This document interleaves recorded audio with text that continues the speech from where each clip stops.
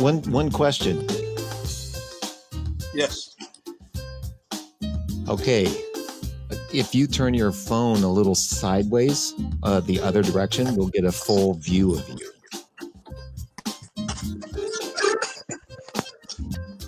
I may be sitting. I don't know if I'm That's sitting. perfect.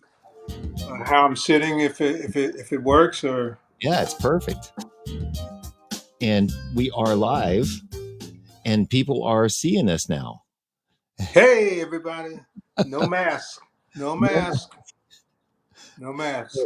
So, uh, welcome to the green room, Gerry. I've been looking forward to this.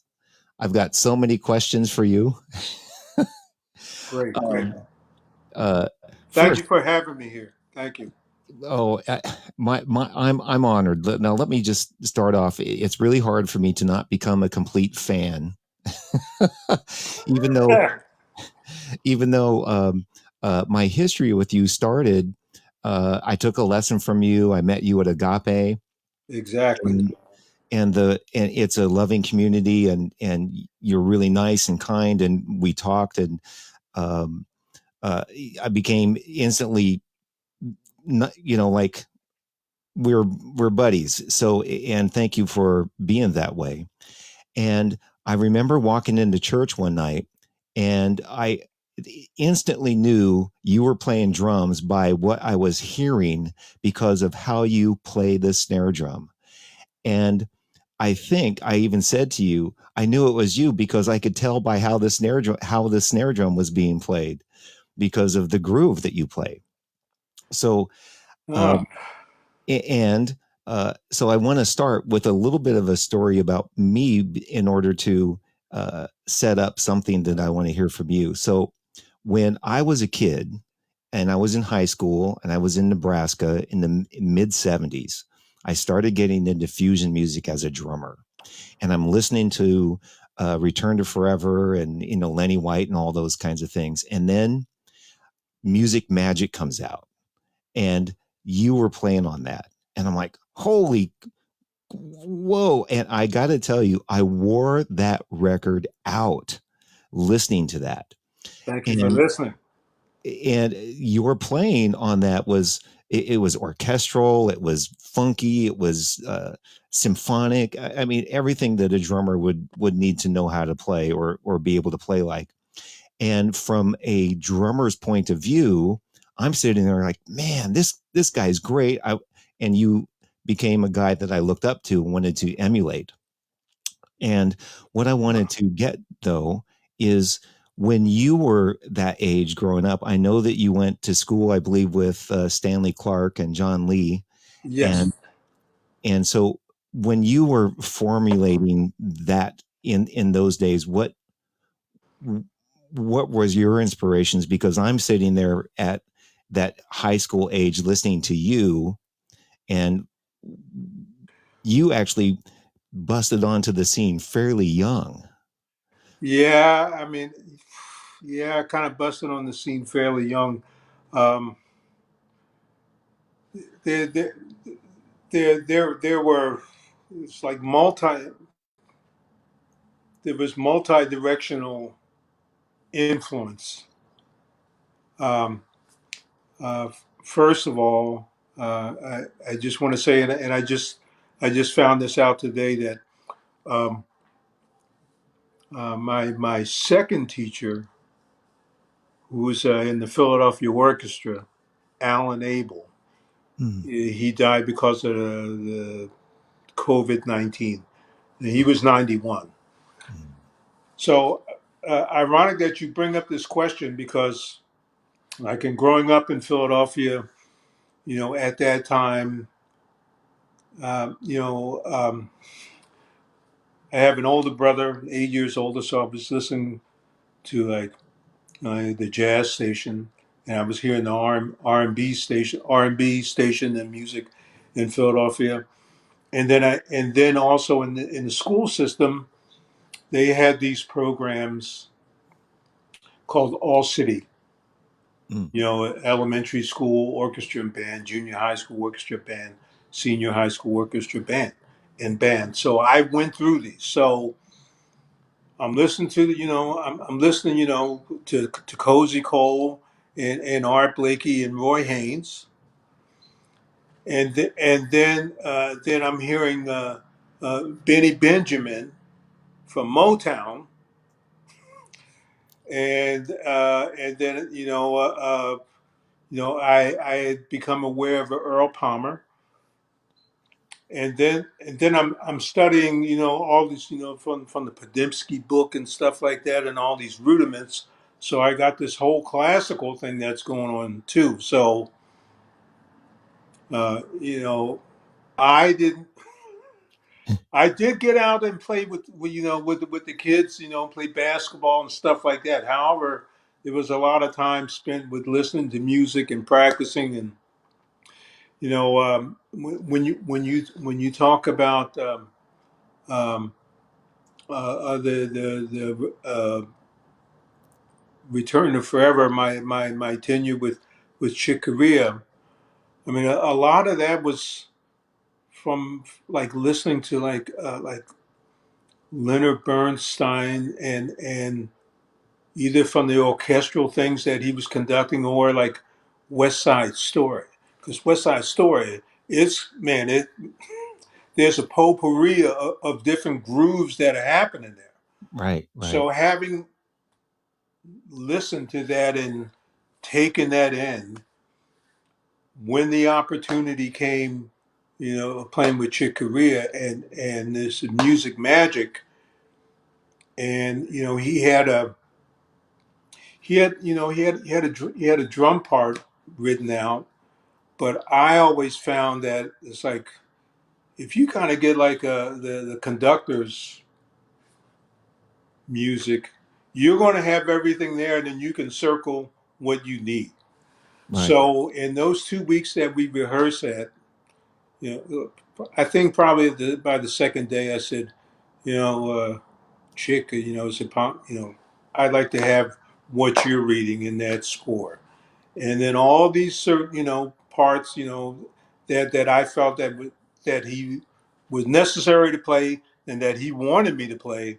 It's like, okay, I made that happen, and I'm sure that unconsciously I was thinking of like like the Leonard Bernstein and West Side Story, and just all these different segments and different grooves and stuff. So ultimately, to make it happen. So Yeah. yeah, but it was uh, definitely one of my great experiences and coming up through the ranks to have the opportunity to approach something of that stature and stuff. So Well, this is I kind of wanted to what was the first record you did because you kind of came out of high school and then all of a sudden you were to me it sort of felt like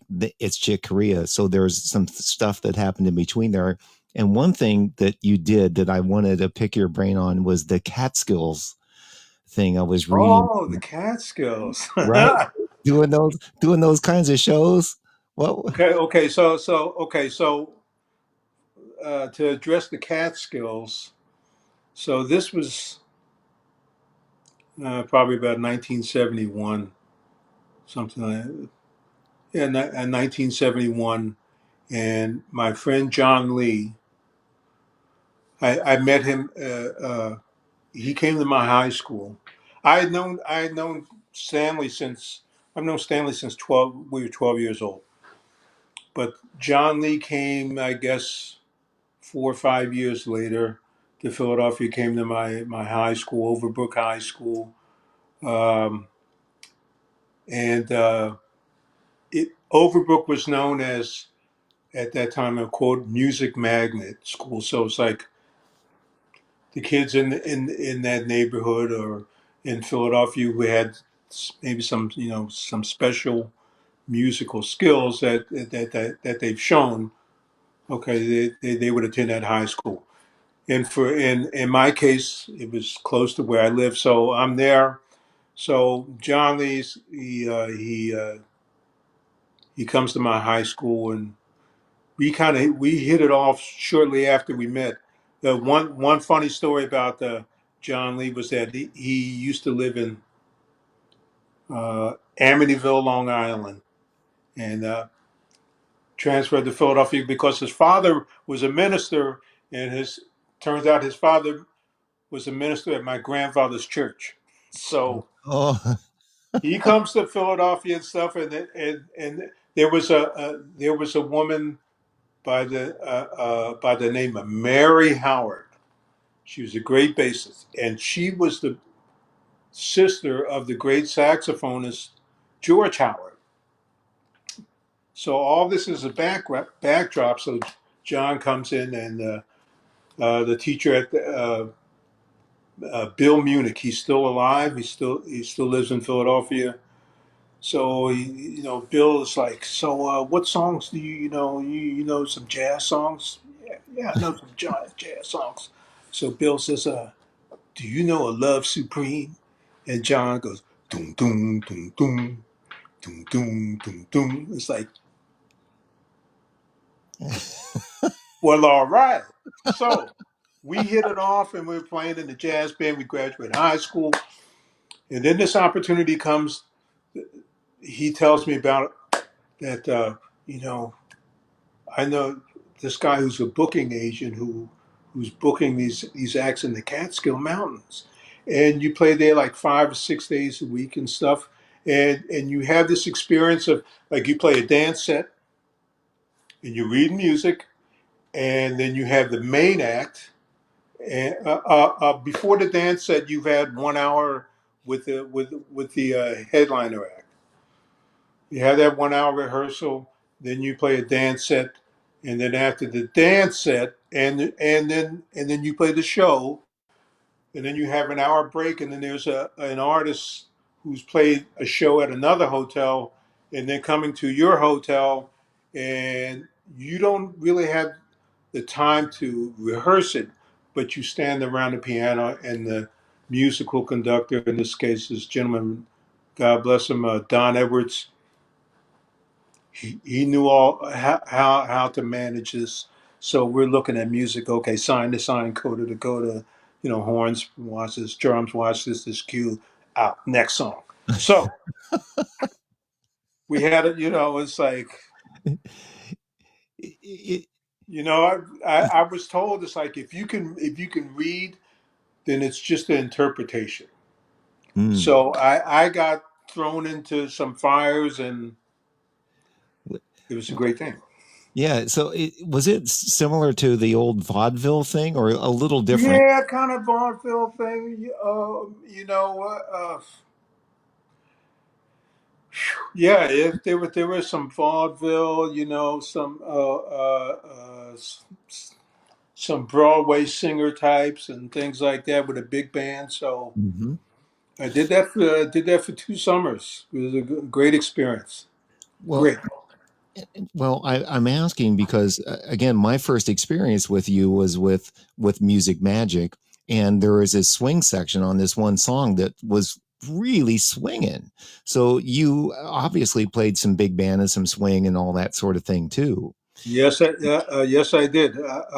In it's in high school, and Bill Munich he had the jazz band at Overbrook High School, and so he brought in the charts and things like that. So all part of this experience. When I was at home, you know you know I think I was listening a lot to like Don Ellis. Don Ellis big band. So it's like Don Ellis was, I mean, some really kick-ass music and stuff and odd tempos and stuff like that. So, you know, uh, yeah, you don't really hear that stuff anymore or No. hear those names anymore. But that's part of my experience and a great foundation. So it Yeah. served me well. So what was the first album you got to record? Man, And what was it like? Were you excited? Like, oh man, I'm in the studio?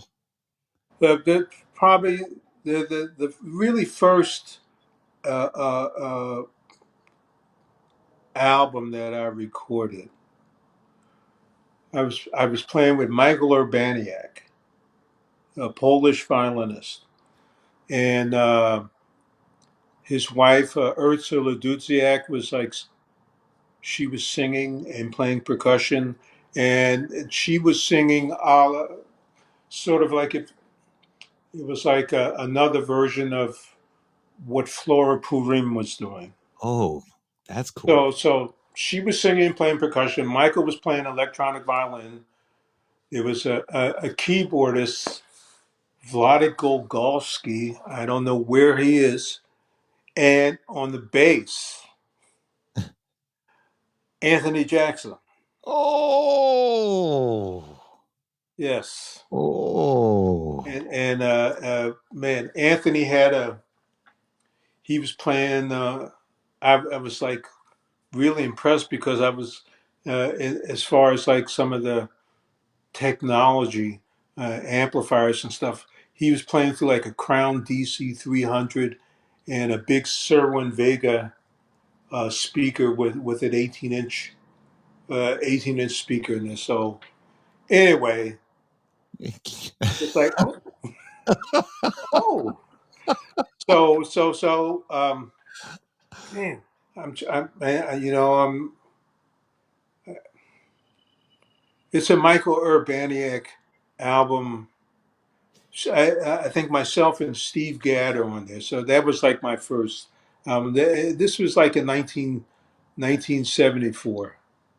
wow. I think in 74, I had kind of met him in Europe because,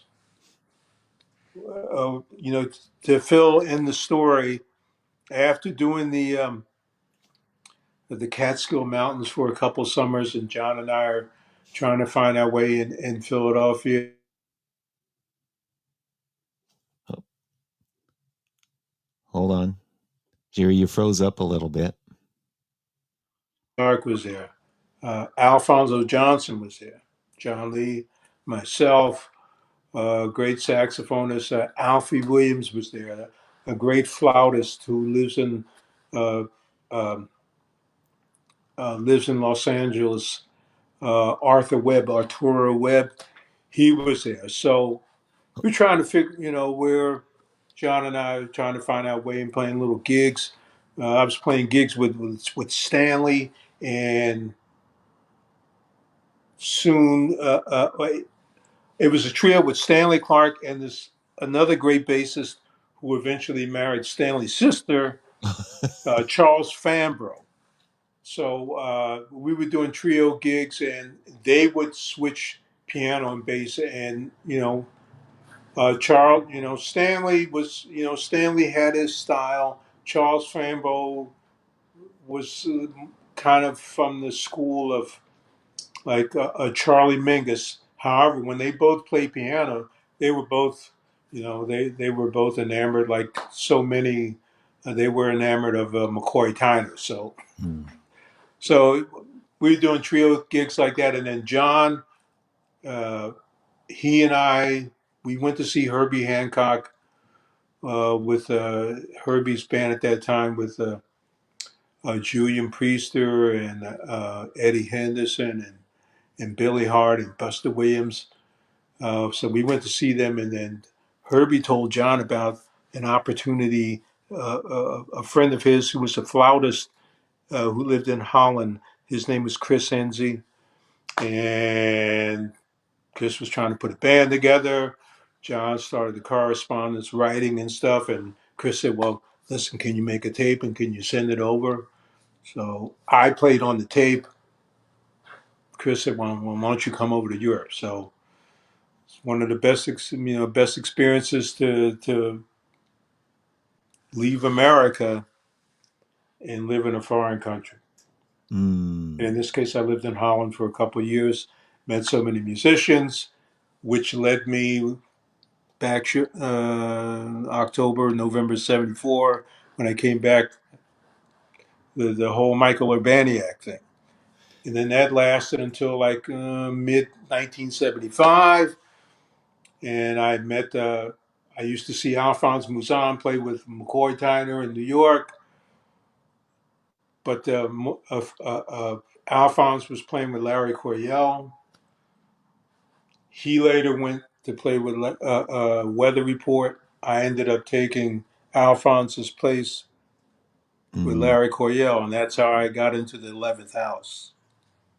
And was that that came out just before Music Magic? School days. Oh, school. Yeah, yeah, yeah. That came out. Yeah, yes, yeah, yeah, yeah. The 11th house. I played with Larry Coryell. That was in '75, and then '76. Well, Stanley was making his bones, and he uh, um, his second album, maybe second or third album. So that was School Days, and so I And played on that, and then eventually I got with Chick in the Return to Forever, right, Music because Magic. of Music Magic and Stanley, I did, of course, had to get anybody in the right mind has to get School Days. I mean, I mean that album was classic. So, in reading up about it, did you help produce that and kind of put that together, or what? School Days. Yeah. I want. I'm not going to. I hmm, I can't say. I'm not going to say that I didn't have some input. Uh, I would. Stanley had. It was his thing, but myself and Ray Gomez, who was playing guitar, we had some ideas about some things, and you know, we probably, with the ideas that we put forth, I'm sure we didn't know maybe at that time that, and maybe someone would say, well, you kind of helped produce that track or something like that. So anyway, it's a footprint of mine that will all, that will always be there. So, Right. so, and credit to Stanley. He Ray Gomez, David Sanchez, uh, Steve Gadd played on there, John McLaughlin, Billy Cobham. So Yeah. some very heavy people. Right. So, so my experience of you and was that fusion kind of thing, and Yes. then I went on to do my own thing, and I sort of lost track of what happened to a bunch of those drummers. However, I don't think it was long after that, but you became all of a sudden this legendary mega tour drummer guy. It's like, I mean that's where you started, and then you end up with Lionel Richie. Uh, Okay.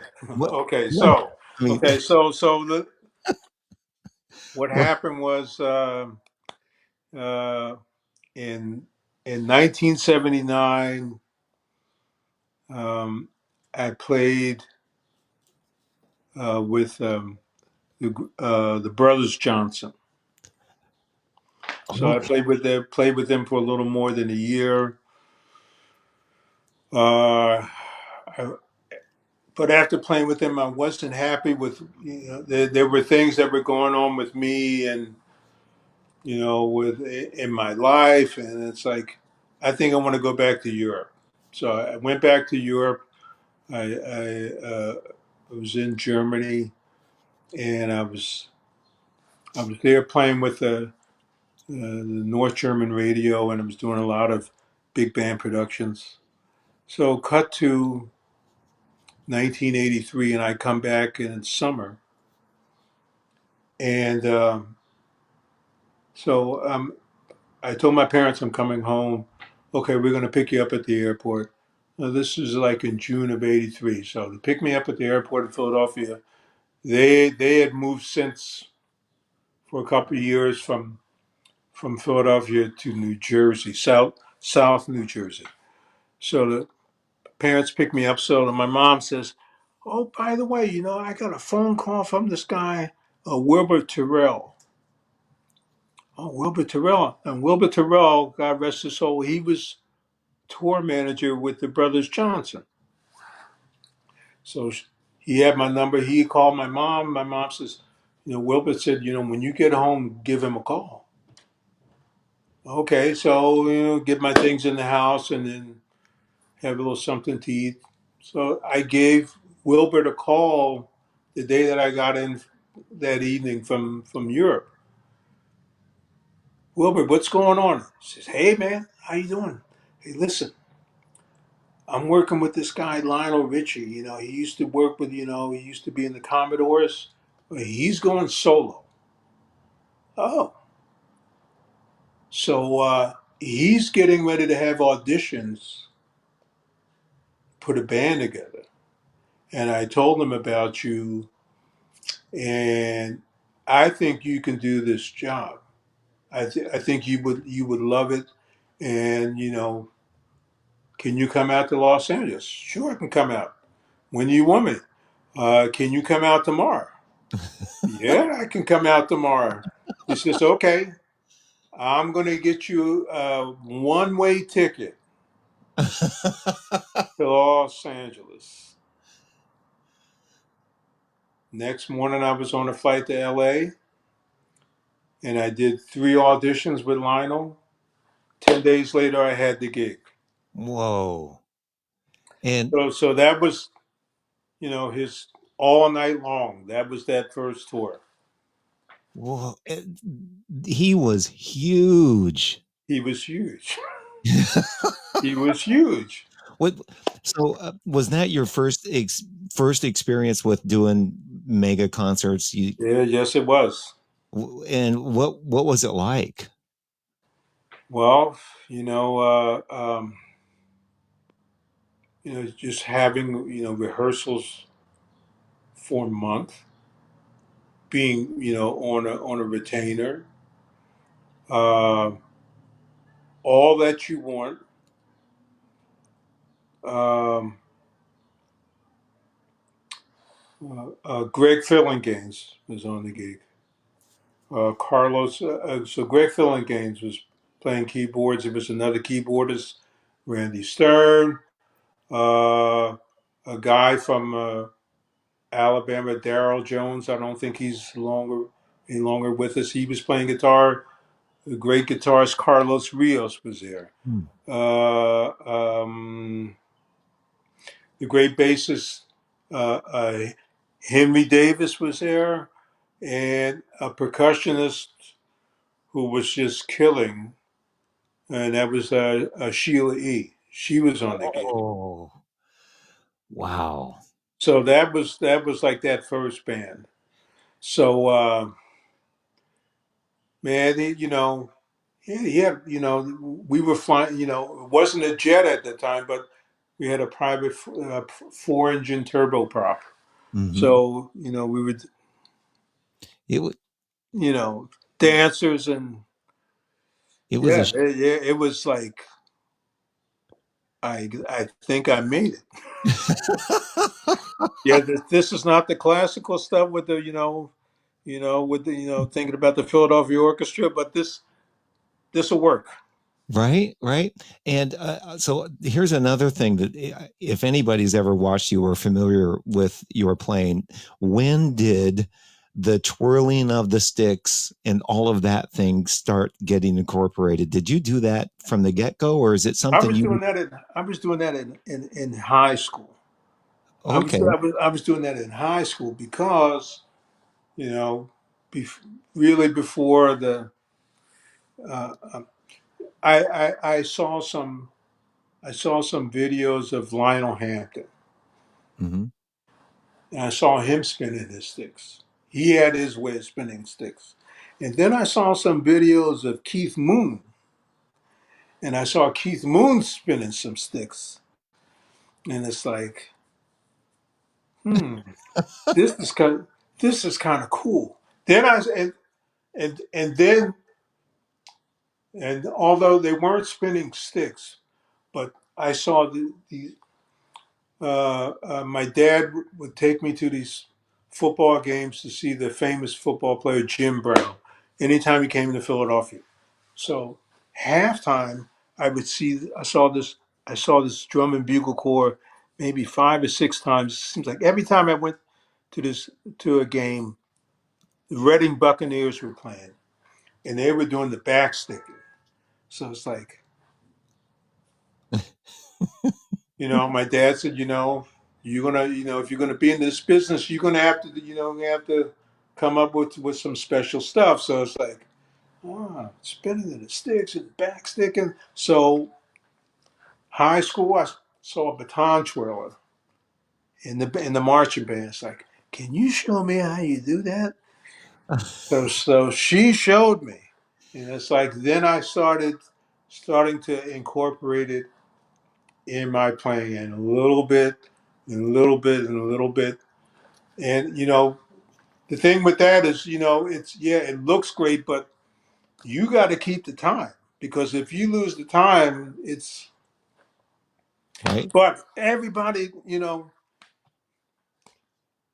I kind of saw it as a little bit of like, some showman circus stuff. Everybody loved, I mean, we're not talking about the animals part, but everybody, clowns and stuff like that, and you're spinning and juggling and stuff like that. So it's Right. like, man, if you can incorporate that in your playing and keep the groove, you may have something. Well, and that's why I was thinking, did that? It had to help. It's one thing to go to see Lionel Richie and understand from just a layman's point of view, like, this is great. I'm a Lionel Richie fan. But if the drummer's sitting up there playing this badass groove, and then all of a sudden he twirls a stick, did you twirl your sticks with Lionel at all? Did any of Yeah, that? I did that, and then I didn't mention, yeah, like Carmen a piece. Oh, You right. know, you know, he was doing that stuff. So there was this, from the rock side, that element was there, but maybe doing the pop and R&B, maybe it wasn't there at that time. And here was the situation with Lionel, and Lionel was like so hot, and it's like, oh, here I am on this gig, and it's like, oh, it's so it was it was that time it was a great time, but there's something that I want to address, and you may ask this question later, but anyway, I just need to address that. And it's like, I had to gig with Lionel, and I've with other people. Well, as I learned, it's like it's one thing to get the gig, but it's another thing to keep the gig. Mm, So because and yeah, it's great. I'm doing that, doing all these things, but you know, how many people would love to have you a gig? So man, you got to be on time. You're representing yourself. You're representing your boss. So you're taking all these things into account. So yeah, it's a business too. right. I think sometimes people don't really understand and they see you there. It's like, oh, he's got that gig. Uh, when you're touring with somebody that's that huge at the time, and what you just said, I'm kind of starting to think that must feel like a lot of pressure. It's like, I don't want to mess up kind of thing because of all the guys that are just dying to get that gig. Exactly. Yeah. Exactly. And for me, I don't wear that pressure well. That's why. Well, But how long did you tour with Lionel? I mean, I what? was with Lionel from '83 to '86. And that was his biggest time, if I'm not Well, mistaken. that he's had his moment. So he still has a big time. Big because of television and all that, but Mhm. man, at that time, the all night long, and I mean, probably one of the biggest gigs I ever anybody could ever do was uh, we played the closing ceremonies to the '84 Olympics. Oh, I didn't know that. Yeah, Oh, what was that like? just kind of jaw dropping. Unfortunately, I I don't know if there's any video of that, but we played the closing ceremonies of the '84 Olympics. Man. Woo. Yeah, that's cool. I mean, I'm thinking Lionel Richie and in '84. That's yeah, yeah. And how old? Well, how old were you? You were like it So was. so okay, so '84, 33. So you were still like you were in the middle of your heyday, and I mean, not that you still are like working this. I'm just thinking in those days you were big with big, and then you went. I don't know what you did between then and Stevie, but I, then you went. well, I was doing a lot of sessions, and as it turned out, God rest his soul, the great drummer, and I don't know if people know this, but we were born a day apart, but I was a couple years older than him. Ricky Lawson took my place with Lion. Mm, So I was, and Stanley at that time, Stanley was doing like, he was getting into the whole of the writing for films and stuff. So I was doing Pee Wee's Playhouse. Um, oh, I did Boys in the Hood.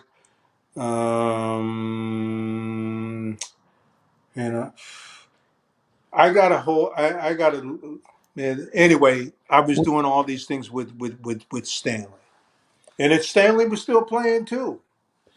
So I was doing Stanley's gigs, and then in 1988, I played a gig in Japan with Alan Holdsworth and the great pianist David Garfield was on that gig, and he told me, he says, "Hey man, there's I think the drum chair for George Benson is going to open up."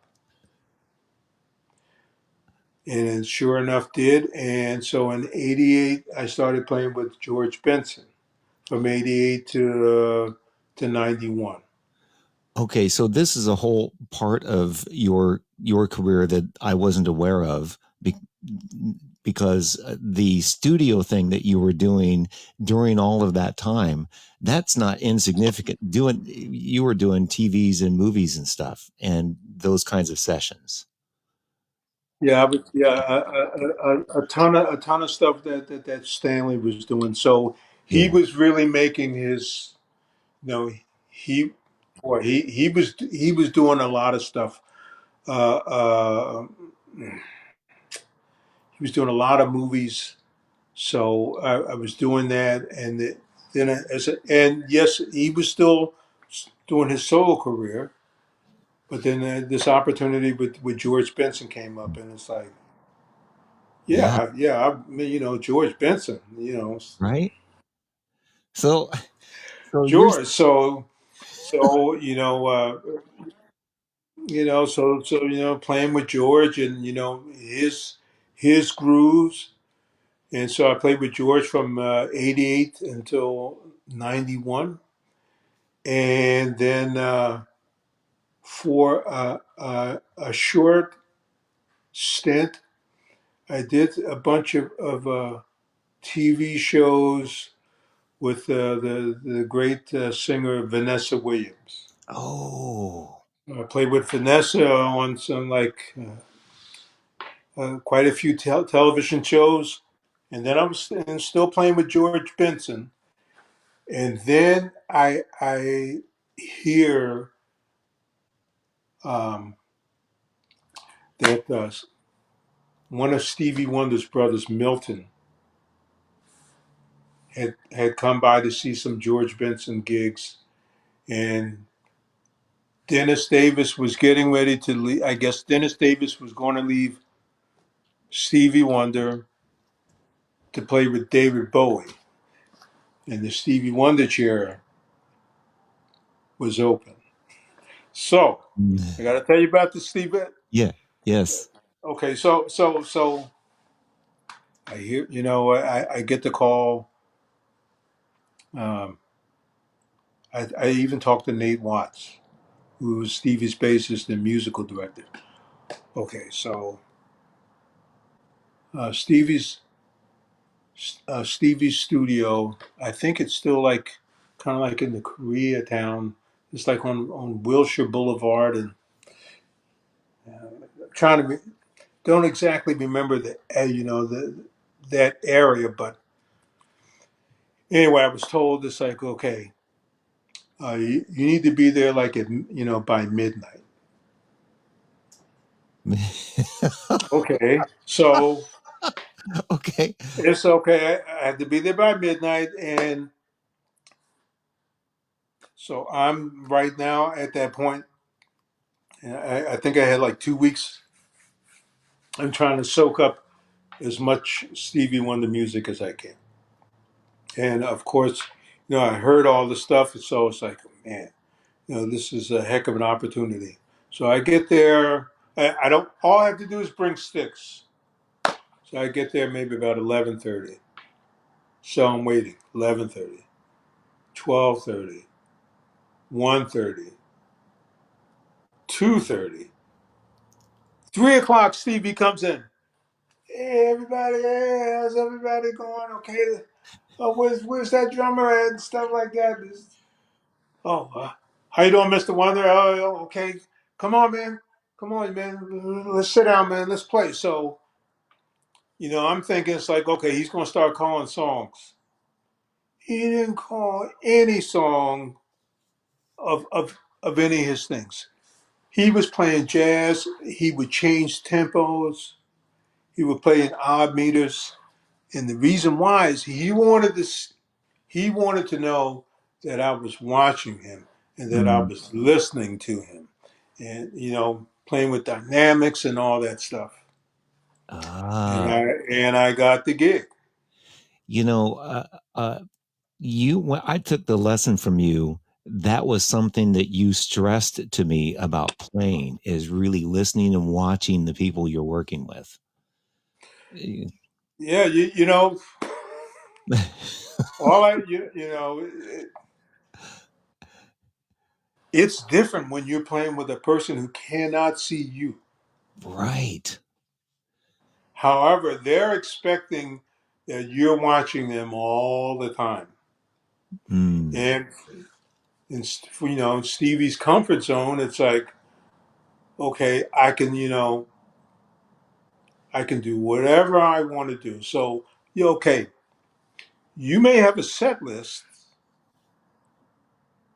but if he decides to do a different song that's on that set list, it's kind of a joke. But I mean, you think about it, it's like, well, what are you going to tell a blind man? Right? What are you going to say? Nothing. And if you're not on it, I heard him say this, a few times, like, Jerry, do you know what job security is about? Yes, I do. Yes, I do. So it's like playing with Steve. You can be playing a song, and if he wants to cut it off and break it down, and you got to watch him these little idiosyncrasies that he had, and it's like cutting the band off, coming down and stuff. And then if he wanted to go into another song, he wouldn't. He would never announce it. He would just do an interlude and then play into the song that he wanted to do. Oh. So you had to be Oh, ready. You had to be ready. You had to be ready. You really had to be ready. So, what an experience. So, 12 years, a little more than 12 years.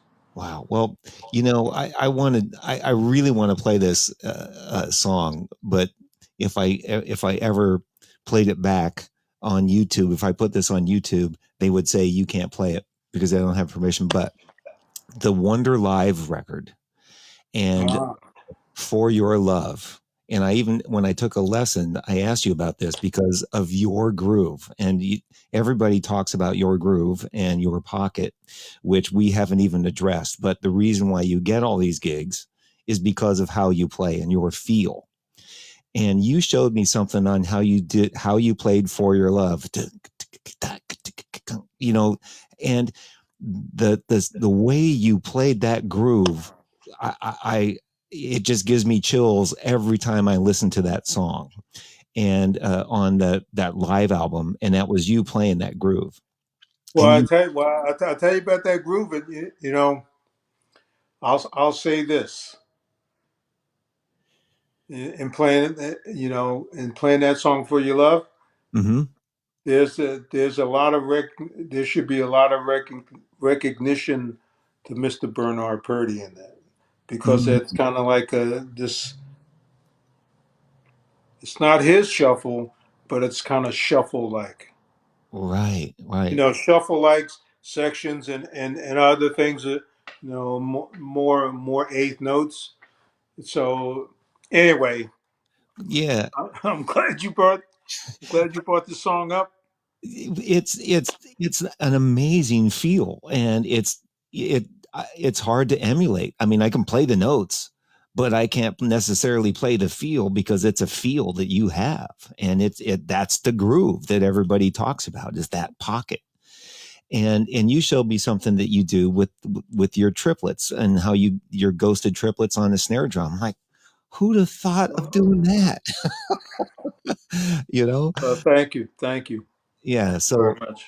I mean, I mean, your musicality and your musicianship is what got you the gigs, but you've also mentioned a bunch of times in interviews and things that we've talked about is that you also have to be on time, be a nice guy, get along with people, and understand the boss, and have your People skills, man. Just right, people skills. right. So, uh, and then there's one other uh, big name that you're still working with and love, Diana Ross, Miss Ross. Miss, Like, Miss and um, so you've been working with her for a long, long time. yeah, since 2000. So now 20 years. Yeah, so I'm sitting here in awe of you and your career and everything that you're doing and still doing, and I'm going, uh, how cool would it be to have that gig and just being able to play and still be at that top, if you know what I mean. I'm Yeah, I'm very blessed with this with this gift, and that music is timeless music, and to recreate it and to acknowledge that rhythm and that okay, I can do a small things, little small things here and there, but I'm staying. That music is timeless. You can't, you're not really supposed to change the grooves of that. That you're staying focused with. This is the foundation. So again, this timeless music. Everybody's heard it. So you know this is it. right. You better play. And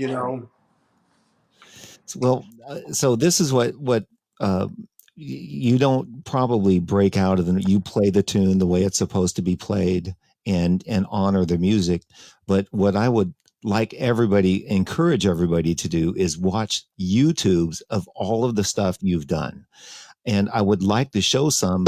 The video wouldn't do it justice, but I want to say um, the most one of the most fun I've had is watching you and Stevie trade that drum solos on that one concert, and he's doing this solo, and and I you call it the dog bone, Oh yes, yes. Where I'm, yeah, I'm going right? between snare drum and bass drum, and Right. it's like, hold on. So like I'm like,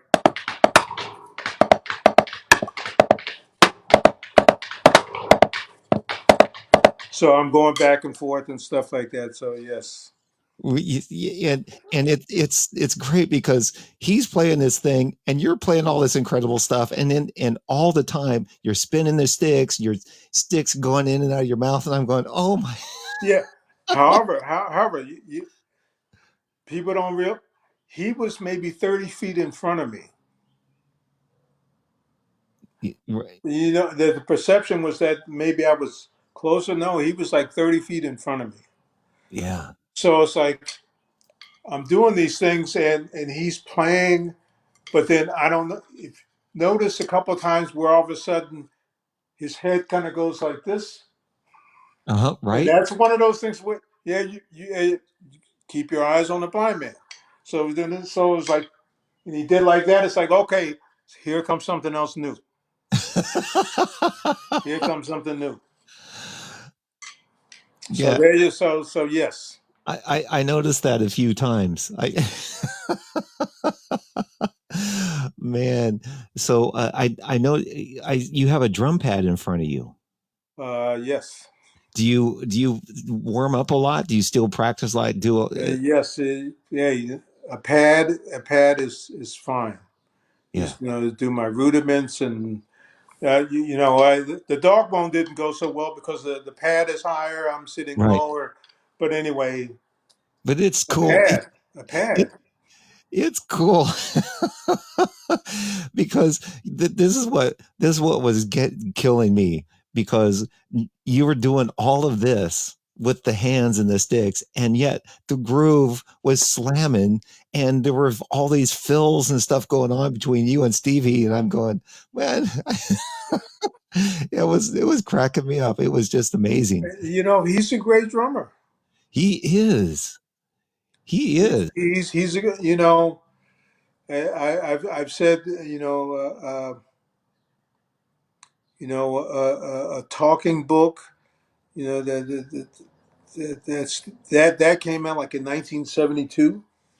Mhm. So he's playing drums on all that stuff. But of for me that one song, Superstition, Mm.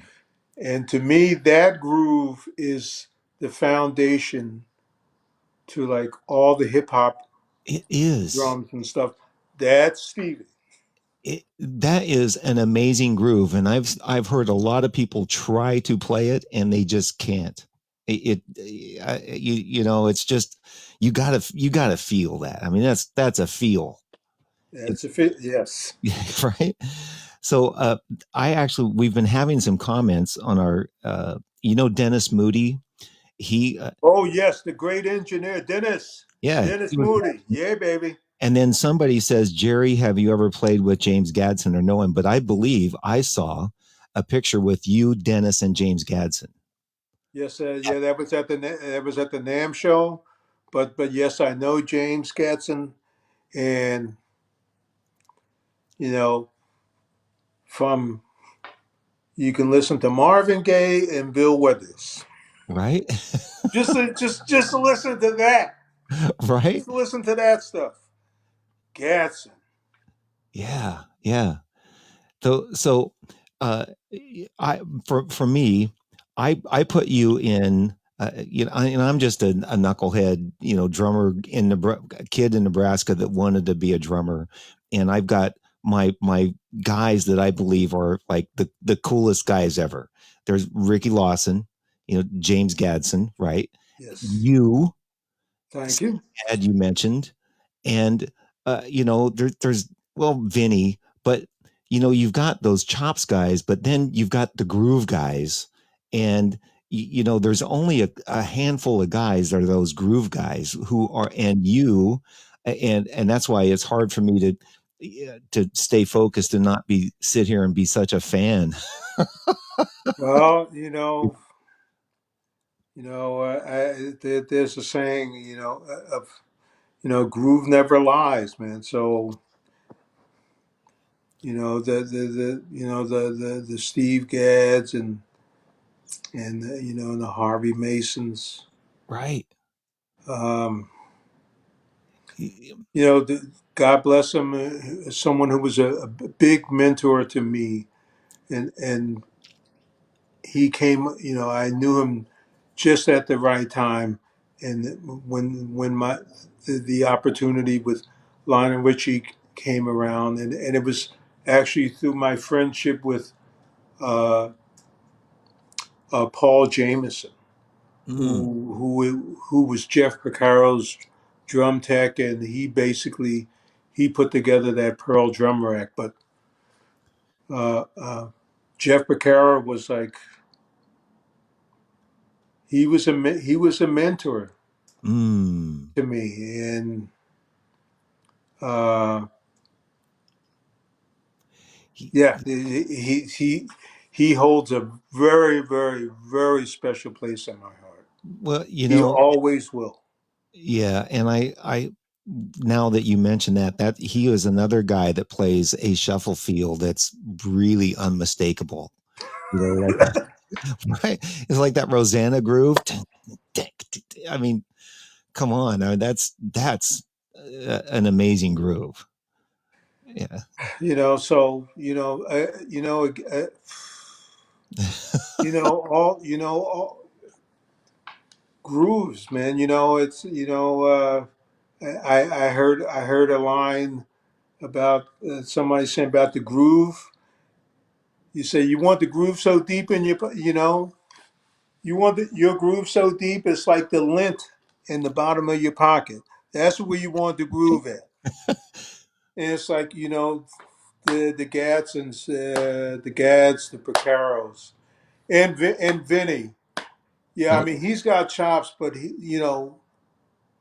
when it's time, to lay it down. right, right. And I don't we're believe it or not, we're almost at an hour. We've Damn. a few minutes shy of an hour. And I knew this would happen because as we go and I hear you, I keep thinking of more stuff. That the thing we never talked about was the North drums. Do you- Oh, those phallic drums. Oh, those. Yes. I want to show a picture so people, in case somebody doesn't understand what these are. Uh, so the picture is up now. Do you still own your North drums? No, Did you? I don't. I sold them way too soon. I didn't understand the importance of them. Uh, I first became aware of North drums of seeing Billy Cobham with them, Mm, and I found out, and Paul Jameson was there too. But anyway, I got my North drums at a place called Professional Percussion Shop, and it was a gentleman by the name of Frank Ippolito. God rest his soul. And it was on, I think, 51st Street and 9th Avenue in New York. And it was like a walk up on the third floor, and you could walk up and you could see Alvin Jones and Papa Joe Jones there at any time. And another gentleman who was he was a his name was Frank. No, Al Duffy, and he was the one who put the bicycle component on the Camco pedals. So anyway, this was like the spot. You know, you'd see Belson up there. So and Billy Cobham. So it's like, man, checking out he had some white ones. I said, yeah. man. said, that's cool. Man, I want some black ones, man.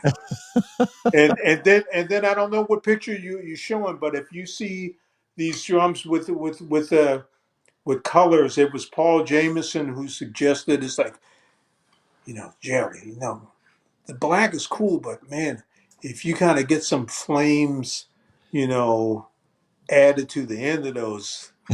So there was there was the sound and there was the showmanship.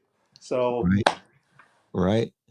Oh man. And so I showed a few pictures. I showed a set of white drums and a set of yellow ones. And I looked for a picture. I think there was a picture of you at one time in front of your drums, and I could not find it on the internet while I was scrolling around. It might have even been on an album cover or on the back of an it album. may have been. I think it may have been on that Music Magic Live, Mm, and I think I'm kind of standing behind them or something like that. But yeah. you could Yeah. see them. Yeah, they're If I clear. find if I find that picture, I'll send it to you. Okay, fantastic. And then the only other thing that we didn't get, haven't got to, and we're at a little over an hour, but the importance of playing with a bass player that you told me about in my lesson. And Man, bass players are a drummer's best friend, and that was one aspect of my experiences that I always played with great bass. From Stanley Clark to John Lee to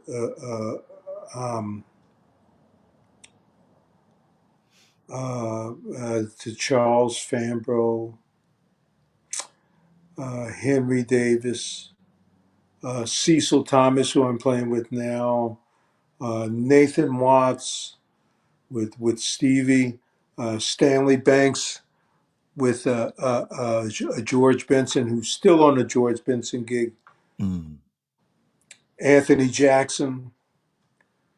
I've been very, very blessed. Byron Miller, mm, Byron, we used to play a lot together in this place in Pasadena, Red, White, and Blues. And Byron played bass for George Duke, but he was also Luther Vandross's bassist. mm, So again, man, that's the foundation. That's right, the half the sound of the band, bass and drums. So if that's happening, right. you're good. You're Yeah. good. Jerry, I can't tell you how happy I am that you took the time to talk with me. Well, And listen, man, thank you for reaching out to me. I'm yeah, glad that we had this time. You know, Whenever we can do this again, man, you just let me know. hey, I'd be happy to, because there's more During stories. this coronavirus, hey, I'll be here for all weeks. WEEKS. Da, da, da, da, da, da, da, da, da. Well, oh man, that's funny. Yeah, but see, there's so many stories. We could almost take like one tour and have an hour show on stories. I would love to. I would love to share this experience. Yeah. Share Well, these experiences. and just again, from a view of a drummer that always wanted to be able to have the experience you have had. I can only live it through your eyes, and hearing the stories is, and what it was like to get the call to go do Lionel and to go to Stevie. And I mean, I love the stories. So thank you so much for sharing them with me. And Thank you. I'm much gratitude to you. Love to you and your family, and to all who are out there listening. Please stay safe. absolutely. And thank you again. And groove don't lie. All right. Thank you, Jerry. All right. Okay.